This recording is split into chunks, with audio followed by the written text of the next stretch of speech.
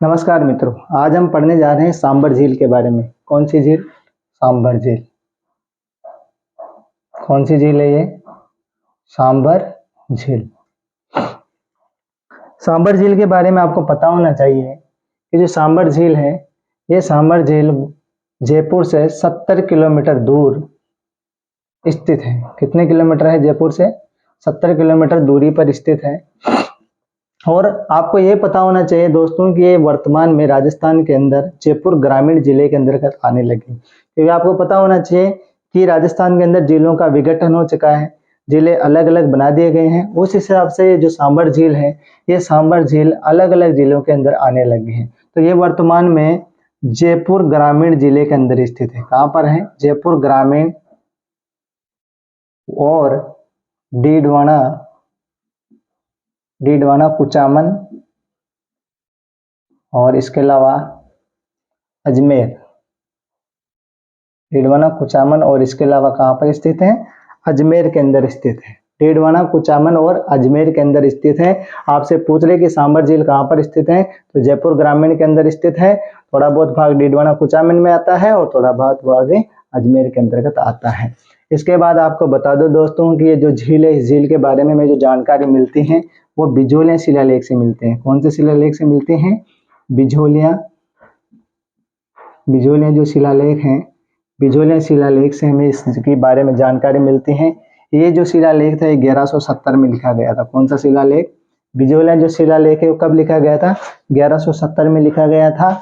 और इसके बाद ये जो शिलालेख है, इस शिलालेख के रचयिता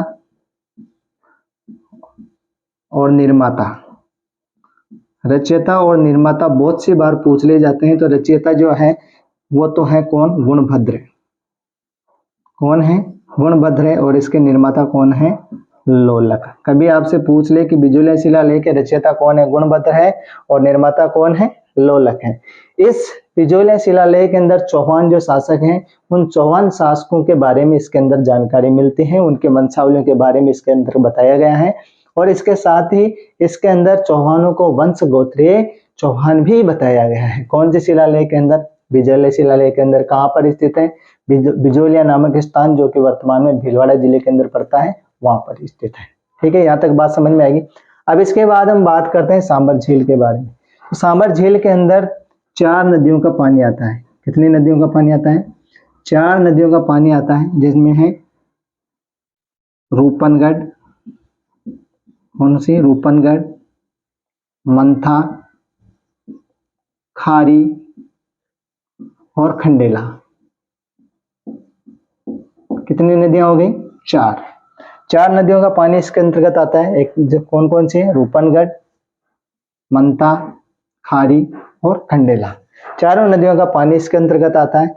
और आपको बता दूं दोस्तों कि सांबर झील एक खारे पानी की झील है, मीठे पानी की नहीं है। मीठे पानी की तो जय संबंध झील है। राजस्थान के अंदर आपसे पूछ ले कि सबसे बड़े मीठे पानी की झील कौन सी है, तो जय संबंध है।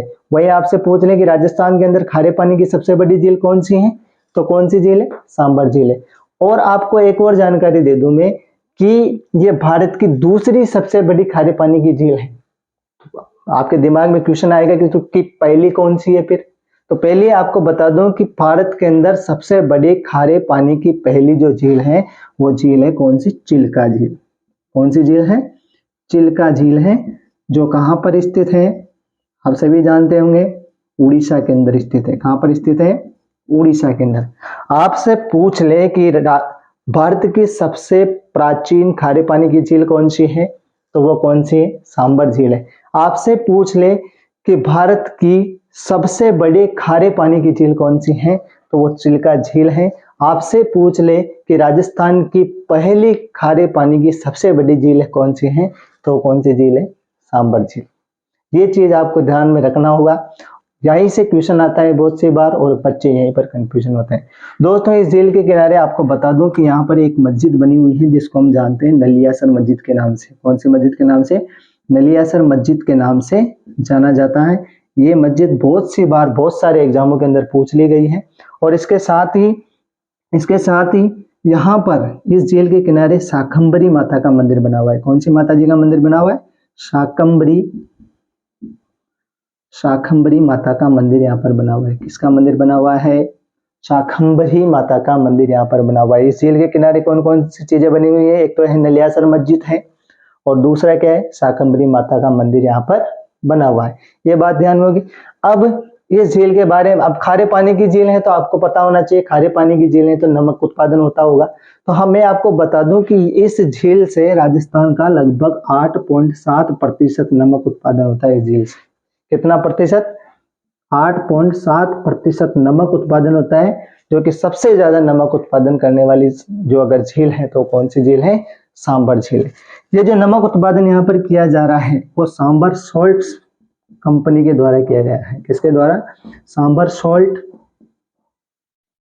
सॉल्ट नामक एक कंपनी है जिसके द्वारा किया गया है, जो कि हिंदुस्तान सॉल्ट निगम लिमिटेड जो कंपनी, उसकी सहायक कंपनी है। और इसके अंदर सांबर सॉल्ट लिमिटेड जो कंपनी है, इसके अंदर केंद्र सरकार का जो हिस्सा है वह कितना प्रतिशत है मैं बताऊं आपको? वो है 60%, और राज्य सरकार का जो हिस्सा है वो कितना है? 40% है। आपसे पूछ ले कि सांबर सॉल्ट लिमिटेड के अंदर केंद्र सरकार का हिस्सा कितना है, तो 60% है। राज्य सरकार का कितना है? 40% हिस्सेदारी राज्य सरकार यहाँ पर रखती है। अब दोस्तों इस झील के बारे में बात करता हूं, तो इस झील के बारे में ऐसा कहा जाता है कि 1869 में, कब? 1869 में यहाँ पर जो जोधपुर रियासत थी, कौन सी रियासत? जोधपुर जो रियासत थी, उस जोधपुर रियासत से अंग्रेजों ने इसको लीज पर लिया था। कौन सी झील को? बहुत सी बार परीक्षा के अंदर प्रश्न पूछा जाता है कि ऐसी कौन सी झील है जिसको अंग्रेजों के द्वारा लीज पर लिया गया था, तो कौन सी झील है? सांबर झील है। ध्यान रखना, ये याद रहना चाहिए कि 1869 में जोधपुर जो रियासत थी, उस जोधपुर रियासत से अंग्रेजों ने सांबर झील को लीज पर लिया था। अब इसके बाद हम बात करते हैं कि जो झील है, इस झील पर के किनारे यहाँ पर एक फिल्म आई थी जिसका नाम है पीके। उस पीके फिल्म की जो शूटिंग हुई थी वो इसी झील के किनारे हुई थी। कौन सी झील के किनारे? सांबर झील के किनारे हुई थी। और ये जयपुर फुलेरा नागौर मार्ग पर स्थित है। कौन से मार्ग पर स्थित है? जयपुर फुलेरा और नागौर, जयपुर फुलेरा नागौर रेल मार्ग पर स्थित है। आपसे पूछ लिया जाता है बहुत सी बार, जयपुर फुलेरा नागौर रेल मार्ग पर कौन सी झील पड़ती है, तो वो कौन सी झील है? सांबर झील है। कौन सी झील है दोस्तों? सांबर झील है। ये जो झील है, इस झील को 1990 में, इस झील को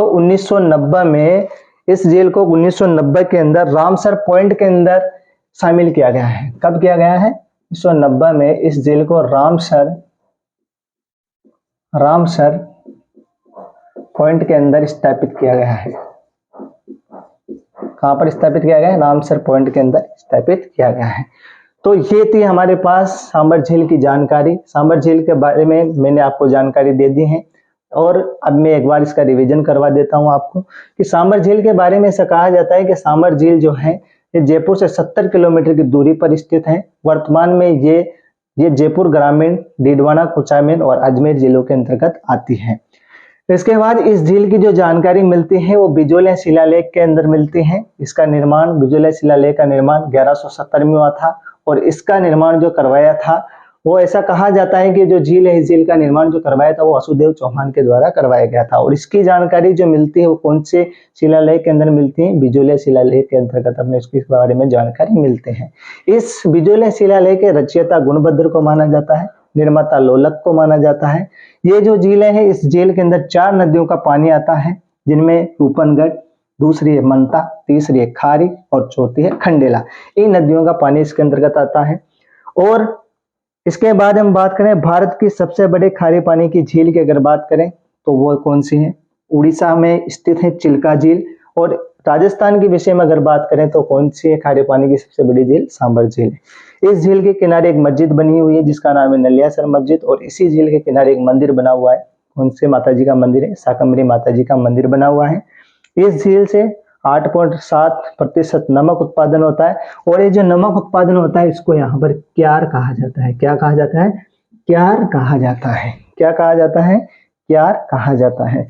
और ये नमक जो उत्पादन कर रही है वो सांबर सोल्ट नामक कंपनियां जो है वो इनका नमक को उत्पादन कर रही हैं, जिसमें केंद्र सरकार का हिस्सा 60% है, राज्य सरकार का हिस्सा 40% है। 1869 में जोधपुर रियासत ने इस झील को लीज पर लिया था और इसके बाद में ये जो झील है सांबर झील, इस सांबर झील के किनारे पर पीके फिल्म की यहाँ पर शुरुआत हुई थी। जयपुर फुलेरा नागौर रेल मार्ग पर यह झील स्थित है।